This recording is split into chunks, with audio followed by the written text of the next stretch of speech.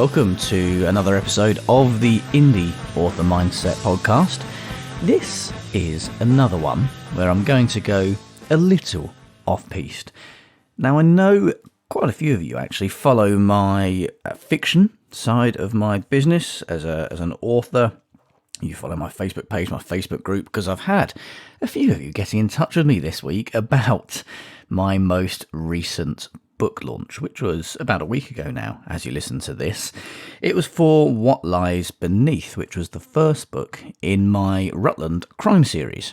Now, I'll give you a bit of background to this before we get into the juicy stuff, but this was the first book series that I had ever set in a real place. Rutland is a county in the East Midlands in England. It's the smallest county, I believe, in the UK. It's where my parents live. It's where I spend a lot of time, and I was really keen to write a series set there. Now, the launch and the setup for this was quite different. I did my usual advertising and marketing I would do in the lead up to a book, which generally involves pushing it to my mailing list, because they are the keen readers. They're the ones who are going to go for it first. Doing a bit of AMS, a little bit of Facebook advertising, and seeing how that sticks. But what really stuck, unsurprisingly, was marketing and advertising I did in the Rutland area. So I had some Facebook ads set up which were targeting readers within a certain radius of Rutland and encouraging them to pre-order with their local retailers, because I'd set up distribution with, I think, a couple of dozen local retailers in and around the Rutland area. Bookshops, gift shops, all sorts of different types of retailers. They had sent me initial orders they wanted, and we had sorted those out through Ingram Spark to be delivered there, signed and ready to go for launch day, which all went very, very well. We had an extraordinary launch day. I think we actually ended up restocking shops so many times that within a day or two they'd sold, I think, between 5 and 10 times. And I think it's about 10 times now when I record this, which is less than a week later, the number of books they'd originally had in stock for launch. So it's been extraordinarily popular locally. It's been fantastic. We've sold thousands of paperbacks in a county which only has about 35,000 people in it anyway. So a fantastic hit rate, to say the least. The issues came online, funnily enough, which is where I would normally see the bulk of sales. I would normally see the bulk of activity, because a launch for me is quite a distanced thing. They're never physical. They're normally done online. Release day, I'll normally sit at home and refresh the dashboards and crack on with the next book. But this was very different, because on launch day I started getting reports from readers who had ordered from Amazon, saying that they'd been pre-ordering the paperback for weeks before the launch, and on launch day Amazon sent them a cryptic email saying that the book had been delayed and that they could expect it, bearing in mind release date was the 28th of July, they could expect it at the earliest mid-August, likely mid-September. So I had a lot of emails from readers asking me why I had delayed the book, because of the way Amazon had worded its email. It had, of course, as they do. They never admit fault. They never admit that they are responsible for anything. So I had a lot of readers asking me why I delayed the book. And of course, I was more than happy to tell them that I hadn't. I got onto my contacts at Ingram Spark, who were wonderful. They were working late into the evening trying to get to the bottom of this. And what was discovered was that Amazon had been quite happily taking pre-orders for those books that were distributed and printed through Ingram Spark, and a couple of days prior to the launch had decided that all orders, so UK orders as well, would be routed through the US print facility. And this is only a couple of days prior to the launch. So all the paperbacks that Amazon had been taking pre-orders for were in the US, and as a result, on the day of launch, were still in the US. Some were on a shipping container somewhere in the mid-Atlantic, we believe, because the US has been having some very well publicised difficulties with distribution and with shipping. Amazon in the US have also been stopping the delivery or delaying the delivery of non-essential goods, whereas in the UK we're absolutely fine on that front, and there are no issues with distribution of things through Amazon as far as I can see. So why they decided to send this particular book, which of course was printed and distributed through Ingram Spark via the US for UK readers, is anyone's guess. Now, of course, I could have a couple of guesses, and there are some theories, but I'll pass on those for now. Amazon are still yet to apologise to any of my readers. They are still yet to apologise to me. In fact, they passed the blame onto Ingram Spark, which was quite funny, because I've been to the Ingram Spark facilities, I've seen the way they operate, and I know that the only people who have control over whether those orders are sent in as UK or US orders are Amazon. So that was all very interesting, but the Ingram guys were absolutely brilliant. As a result, we kicked into action, and this was on the Tuesday afternoon. We started getting reports of this. By 7 o'clock Wednesday morning, we had a functional and operational online ordering system on my website where readers could order the book directly. They could pay by Stripe or via PayPal. We decided we would cover the postage costs so that anybody who needed a book and wanted to get one immediately could do so. All of those books were signed as well, so that's something else they couldn't have got from Amazon, so they could get it much, much sooner, signed and without paying any postage costs as well. Now, I must stress at this point that all of those books, and indeed all of the books that I supplied to local retailers, were ordered from Ingram via my author account. They weren't bought as retail copies and then sold back on again. They were all technically author copies, so none of them will count towards rankings or sales for the week through Nielsen. That's all completely separate, and I decided that it would be best to do that the ethical way to ensure that readers could get the book at a reasonable price and get it quickly in the right way. So I posted those out, or rather, I had a couple of people who did that for me, and those books are now arriving, as I speak, on the following Monday morning on readers' doorsteps. And the response was actually extraordinary. The first thing I did was email and contact my readers via my Facebook page. I did a video, I emailed them through the mailing list, and I told them what had happened. And I explained that this was the issue that Amazon had caused. This is what I was doing to rectify it for them, seeing as Amazon were just blowing them off. And the response was extraordinary. I had a lot of readers who said they were cancelling their Amazon order and would be buying direct.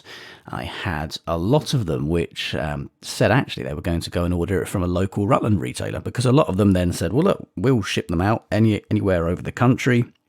We've had readers in the readers group and on my Facebook page saying, look, I'm not far from the area.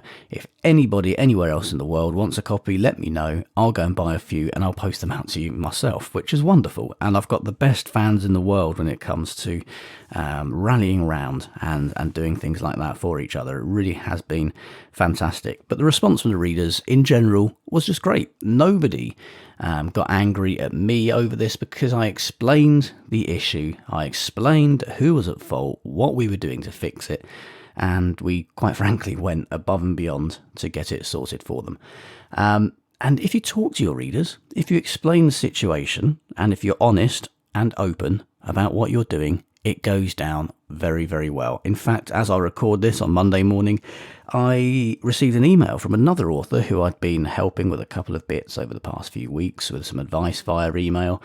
And she'd been wanting to leave KU for a while and go wide, and she was worried about how her readers would take it. And I said, be honest. I said, tell them why you want to leave KU, tell them why you want to go wide, and they will be fine with that, I promise you.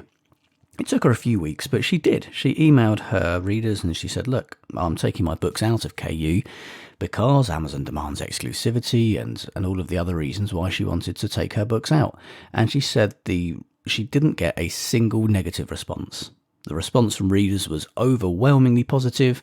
They were all very supportive, all very shocked to hear that Amazon demanded exclusivity.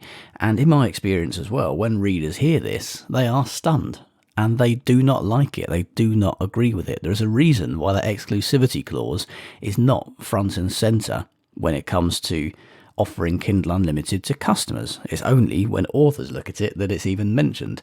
There's a reason for that. But the response in general has been wonderful from the readers.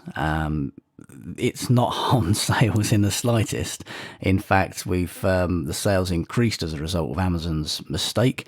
They went to local retailers, which is wonderful because they really need the help, especially after all of the pandemic issues that we had. A lot of them were perhaps threatened with closure. I don't know. I'm just ruminating there that it can't have been easy for shops, and it's been wonderful. They've seen a massive increase in trade in Rutland through the shops. People have been going in to buy the books, and they've bought other things while they're there, which is great news for them. Frankly, I get more sale through those than I do through Amazon, who are the lowest paying paperback retailer for me, and it's enabled me to gain a direct link with the readers. So it's been a very, very different approach. It's been a stressful few days. Amazon now, of course, is displaying that famous low stock or out of stock or delayed delivery message that it does for Ingram produced paperbacks.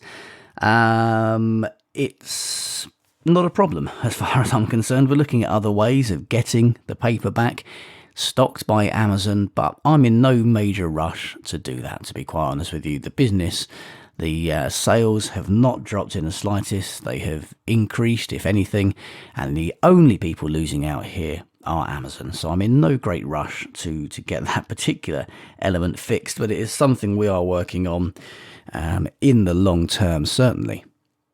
And what really interested me is that the only response really we had from Amazon, other than it's not our fault, was a response saying, well, the only way to guarantee that Amazon will stock your paperback book is to use KDP Print.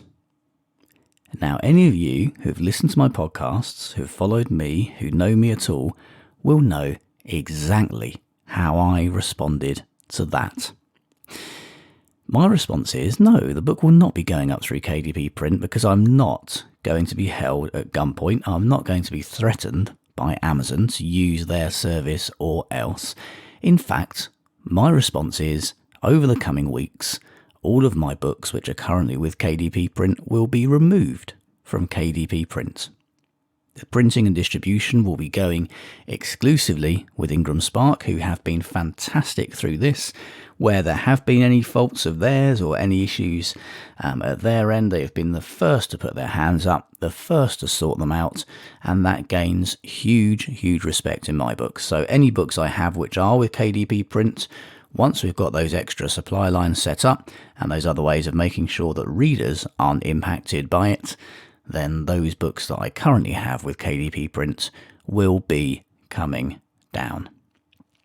Now, it's been a wonderful experience for me, I must say. It's given me a completely different view on the industry. I've never been heavy on the paperback side of things. A paperback heavy release for me would have been about 5, 10, 20% maybe. But this has been extraordinary. This has been something else entirely, to be able to get out there into the shops on release day and see the book there on the shelf, see people walking down the high street clutching it, to be able to speak to the retailers as well and see from a bookshop owner's point of view how it all works with the ordering, where the issues are in distribution and supply chains for indies. And I think there are things that definitely need to change there, because it's not simply a case of loading your book into Ingram and it appearing in the shops. There's a lot more to it than that, which I will be going through on future episodes of the podcast. But it's just been a very, very different way of looking at things. It's been a wonderful learning experience. It's been extraordinary seeing how readers and retailers have reacted and come together. We've got retailers in Oakham sending books out all over the world for readers who are desperate to get hold of them. They're certainly not complaining about this at all. They're certainly not losing out. Quite the opposite. We've had, where are we now? So as of I think Thursday, so 2 days after the launch, we ordered our 5th print run of books. And each time there's a print run, there are hundreds. We're talking dozens of boxes of books rocking up, ready for me to sign. So the print heaviness of the book has just been phenomenal. The response from locals in Rutland has been phenomenal. The attitude and response of my readers has been phenomenal. Ingram Spark, quite frankly, have gone above and beyond what they needed to do in so many ways.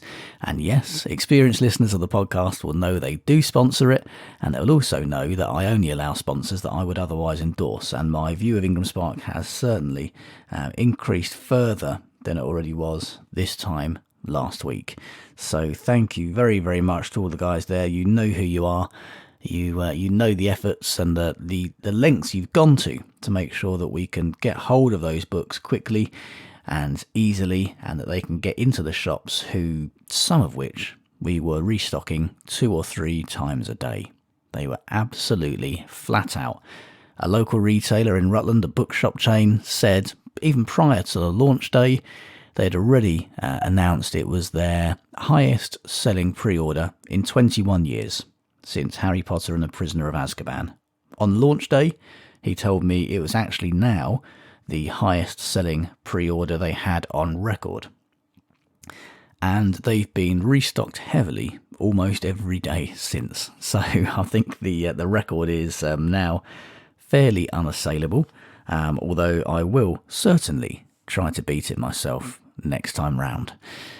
I think that's about all I have to say on the matter. I wanted to fill you in, let you know what had been going on from an industry point of view, rather than just, obviously things have a very different slant when you're talking to readers and talking to other authors. I figured I could get a little more technical with you guys. So I wanted to let you know what had been happening, how it had all gone, the fact it was a very, very different launch, a very, very different experience. A lot of advice, of course, won't be applicable to different people in different situations.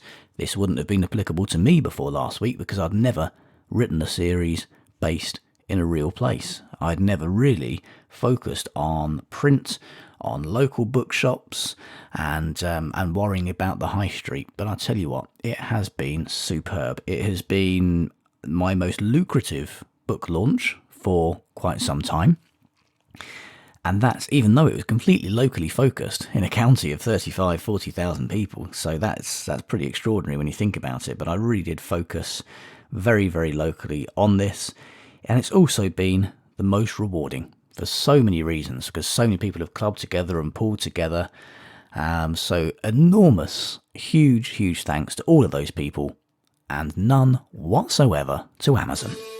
I'll see you soon. This episode of the Indie Author Mindset Podcast was presented by me, Adam Croft. The Indie Author Mindset Podcast is sponsored by Ingram Spark, helping you get your book into over 40,000 bookstores and libraries worldwide. Get started today at ingramspark.com. The theme music for this podcast is by the Caesareans. Don't forget you can claim 50% off any Indie Author Mindset course by entering the promo code podcast at the checkout. Links are in the show notes. For more great tips and guidance, join the Indie Author Mindset group on Facebook.